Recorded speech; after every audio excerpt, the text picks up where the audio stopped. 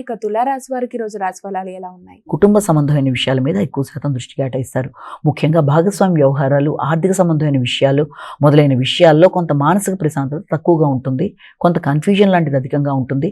సంతాన వర్గం విషయంలో, పెట్టుబడులకు సంబంధించిన విషయాల్లో, భాగస్వామ్య వ్యవహారాల్లో జీవిత భాగస్వామ్యం యొక్క అభిప్రాయాలని పంచుకునే నేపథ్యంలో కొంత ఘర్షణాత్మకమైన వాతావరణం ఉన్నప్పటికీ కూడా దాన్ని మీ విల్ పవర్తో తగిన విధంగా జయించడానికి చేసే కార్యక్రమాలకు కూడా అవకాశం అనేది ఒకటి కనబడుతుంది.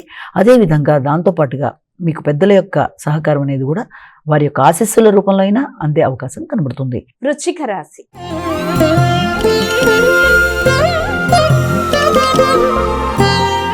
ఇక వృశ్చిక రాశి వారికి రోజు రాశి ఫలాలు ఎలా ఉన్నాయి? వృశ్చిక రాశి వారి విషయాన్ని కనుక తీసుకున్నట్లయితే వృశ్చిక రాశి వారికి ముఖ్యంగా వ్యక్తిగత విషయాలలో, నిర్ణయ సామర్థ్యానికి సంబంధించిన విషయాల్లో అధిక శాతం దృష్టి కేటాయిస్తారు. తండ్రి పెద్దల యొక్క ఆశీస్సులను కోరుకుంటారు. కుటుంబ సభ్యులతో కలిపి చర్చలు చేస్తారు. వారి యొక్క అభివృద్ధి కొరకు ధనాన్ని ఖర్చు పెట్టడానికి కూడా ప్రయత్నం చేస్తారు.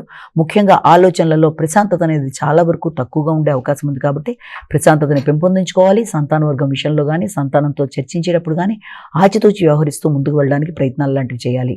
ధనస్సు రాశి.